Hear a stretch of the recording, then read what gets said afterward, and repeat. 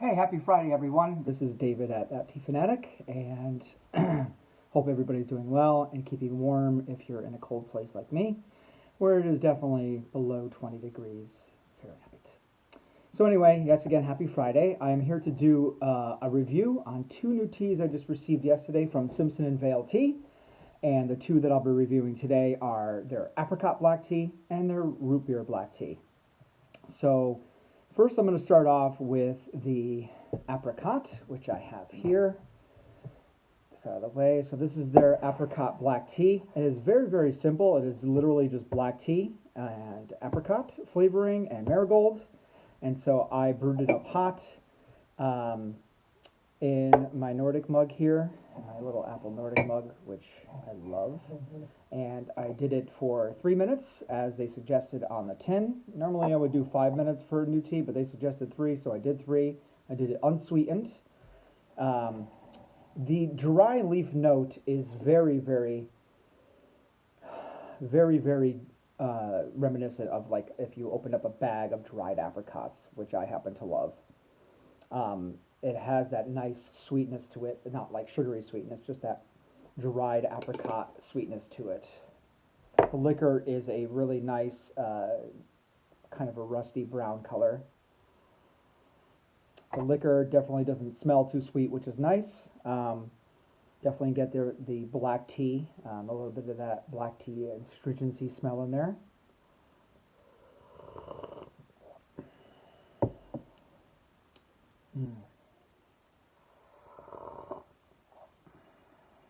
That's very nice. It's very mild.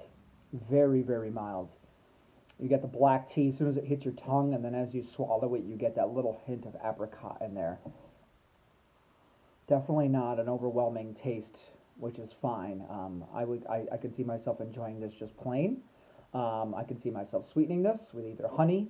I do enjoy liquid stevia. I know a lot of people don't like it, but I really like stevia in my teas, mostly because it's sugar-free. But I do enjoy some local honey in there. I will even put some organic sugar in there is okay too. And I can see this taking milk or cream very well as well. Yeah, this is really nice. I definitely could see this making this many different ways. Hot, iced, milk, latte. Definitely a bunch of different ways. And that certainly feels good on this cold day. So that is the apricot blend from them. Next I have root beer. The root beer one is also a black tea. This one is also pretty simple. It's black tea, sarsaparilla root, and root beer flavoring.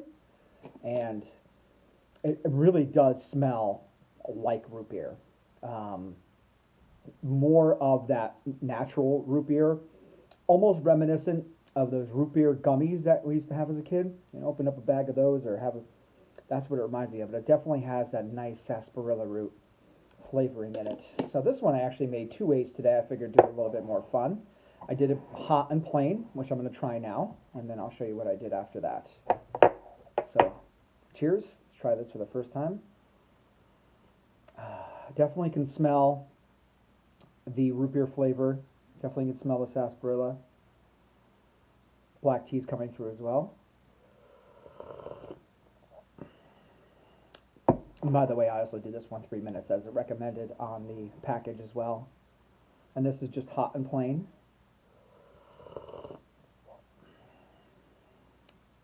Very mild as well, which is what I expected when it's hot. It makes sense that this one would probably be a little bit better iced, which is what I did. I also made this one iced, but I also made it sparkling iced. So I made a concentrated amount of the tea.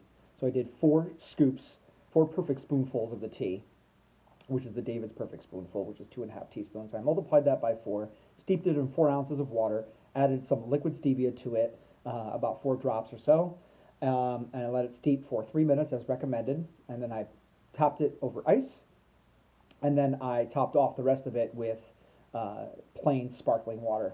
So I'm assuming this is probably going to really taste like a more natural root beer. Oh yeah, that's good. It has that root beer flavor to it, but without all that like chemically tinny, root beer flavor that you would get from a regular root beer soft drink. Oh, that's really nice and refreshing.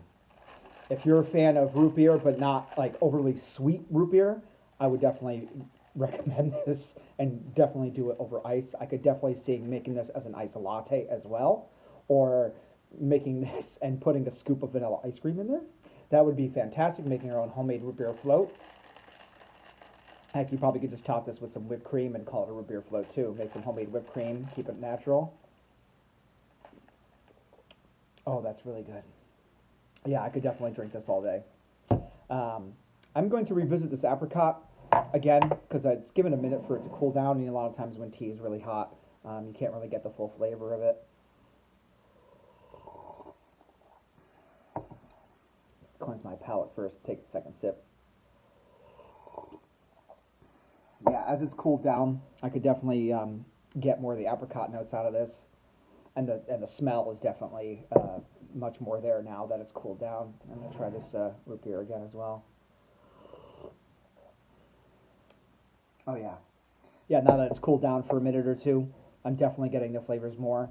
I really like these two teas. I'm glad I bought a 4-ounce tin of each of them because I definitely am going to be experimenting with these and doing them a whole bunch of different ways. So that is my review for Simpson Vail apricot and the root beer. Excuse me.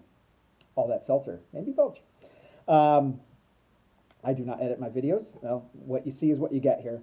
So anyway, that's my review. I hope everybody's doing well.